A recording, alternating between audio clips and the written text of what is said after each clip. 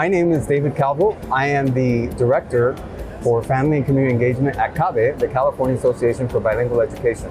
And we are at the CABE Conference 2023 in Long Beach. And today we have Dr. Anaida Colón Munniz, former past president of CABE, university instructor. I mean, there are testimonials here. So I'm sure you have so much to share, but as we think about our conference theme, testimonials, the power of our stories, our art, our dreams, how did you get involved with bilingual education? Share with us your story. Absolutely. Well, born in Puerto Rico, I traveled to New York with my parents when I was 5 as an English learner, and probably was traumatized until I figured out what English was. Around maybe 4th or 5th grade, I was actually doing pretty well in school, but those first few years were hard. So the process of becoming an English fluent student and doing well in school takes time. But I did. I was able to, but not without its challenges.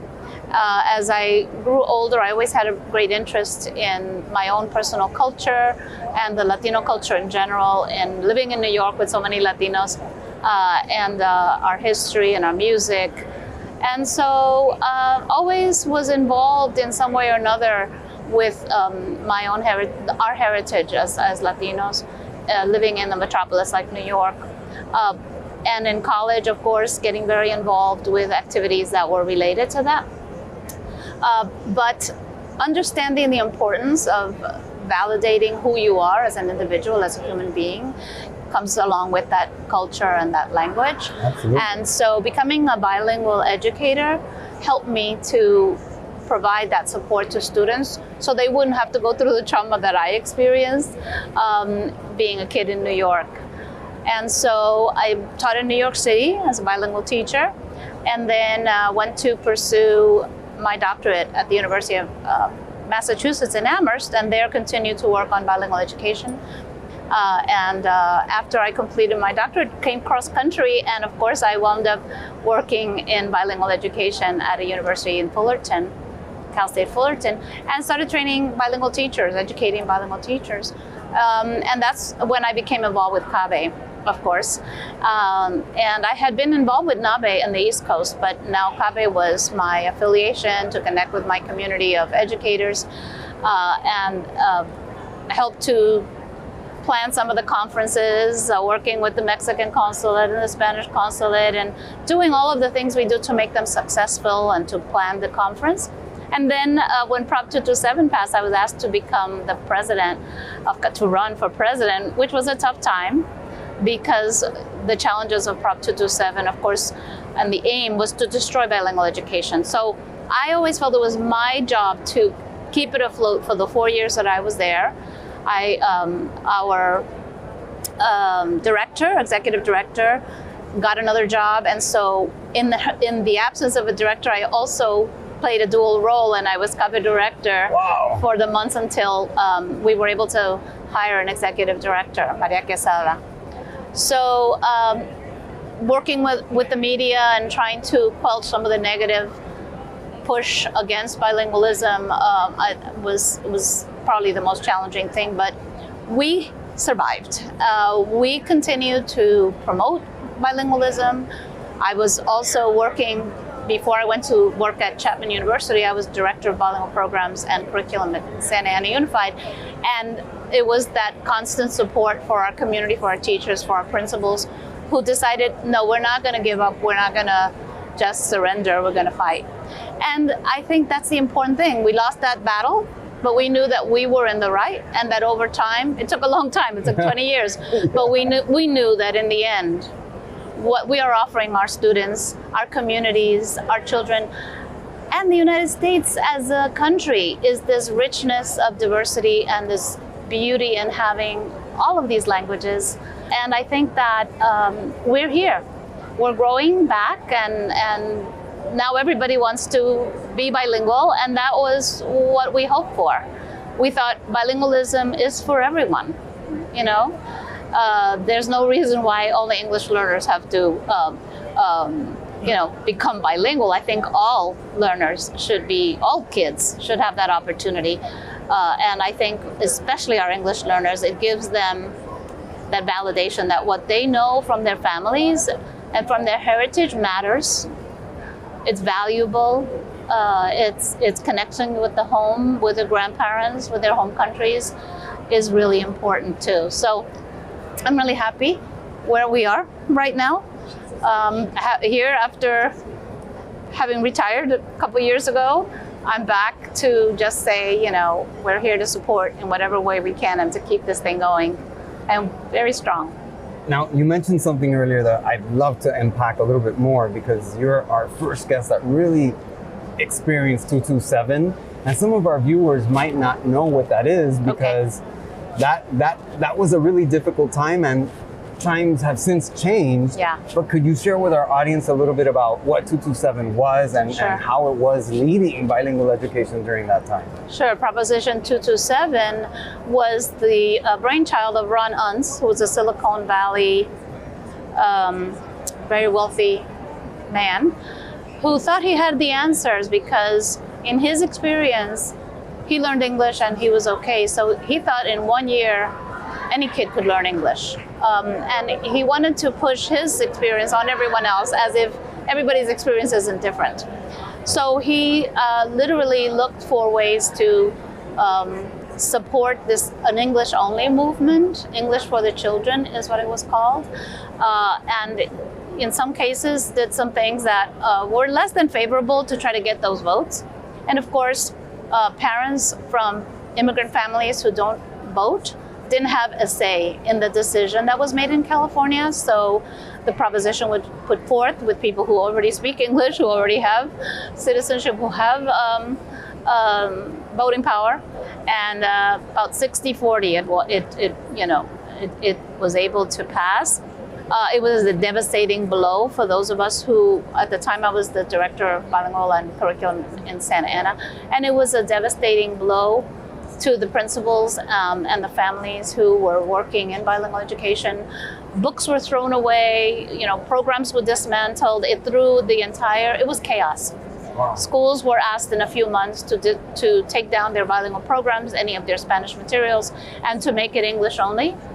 And it was frightening. It was hurtful. Very, very painful time for many of us. And there was a sense of, okay, for now, we have to hold on, and we were defeated, but that doesn't mean we stop fighting. Absolutely. So we tried to find other ways to support our families, our children, to continue with ways that we could engage in bilingual ed. A lot of schools were started at that time that were charter schools, public charter schools to help. I helped to found one in Santa Ana named Del Sol. I'm on the board. And these were ways to try to get around what was going on politically at the time. We had this group of people that just felt, oh no, English is the way. And at the time, they would say things like, well, it's English for the children. Well, who wouldn't want English for their child? So they got support for that without looking at the harm that was being done and the gift that was being taken away by eliminating the children's language. So very traumatic, like what I went through, when you're speaking Spanish at home or whatever language your family has from their country, and all of a sudden in school, you don't know what's going on. There's no support. There's no way for you to move forward, like the stories that we heard today. And that wasn't considered at all. So we connected with other states where Mr. Unz was trying to do the same thing. He was going to Colorado and Arizona. Arizona passed a similar law. Massachusetts passed an even more restrictive law. But when he got to Colorado, there was another equally rich woman whose child was in a bilingual program, and so he was defeated there. And when he got to New York, the parents, very, very strong parent group said, you're not from our state, get out. And so he sort of stopped that movement, but in the process, what he had done to California and in Arizona and in Massachusetts took so many years to rebuild, So it was a difficult time. It was a time for us to learn to not let our guard down. But we were able to finally overcome that. Yes. What happened next? So it's important to note that there were a lot of things that were going on in the legislature. There were assembly men and women who were trying to help us to, write some bills, and CABE was instrumental in pushing forth those bills, as well as mobilizing people to help support the change. And so Prop 58 then became a result of that work, and the fact that we were able to change the course of history by passing Prop 58 with the support of our legislators was very, very important. That stimulated growth, exponential growth, that we were no longer prepared for. So, the challenges that you mentioned, what happened was when Prop 227 passed, it dismantled a lot of our teacher education programs preparing bilingual teachers.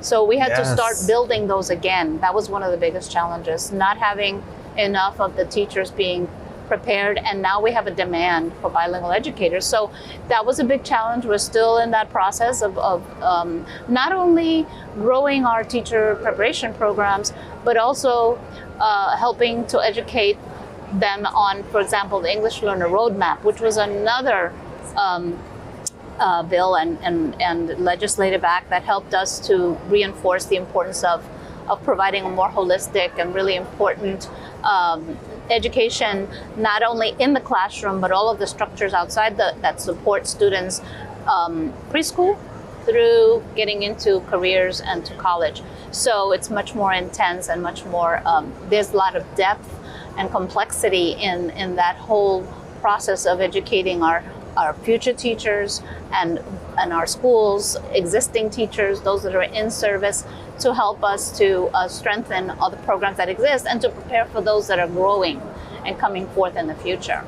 So we have, wonderful news. We have more kids getting the seal of biliteracy, and that's spreading throughout the country. Something that started in California has spread through the country. Yes. But the fact that we have a growing need for teachers will press universities to do more as well. So it's an interesting dynamic, and having our superintendent of schools also be supportive is also great. So I think we're in a good place.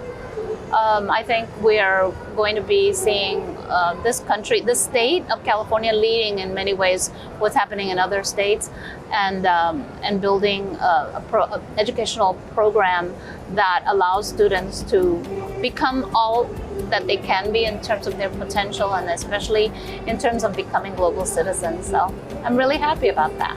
It looks like we've definitely made a lot of progress from 227 to 58, but there's still challenges that we got to work on. Any closing thoughts you would like to share with our audience as we finish our interview? For our viewers, I would say, learn the history, learn those stories, make sure that we don't let it happen again, and push for continued legislation to support our bilingual education programs, our bilingual teacher education programs, and our preschool, and our family engagement programs, which is very, very important, so that we strengthen the whole community to push in the right direction. Doctora, thank you for coming on to our interview and sharing your testimonials, your stories. Thank you. I hope you have it's a great pleasure. conference. Nice to meet you.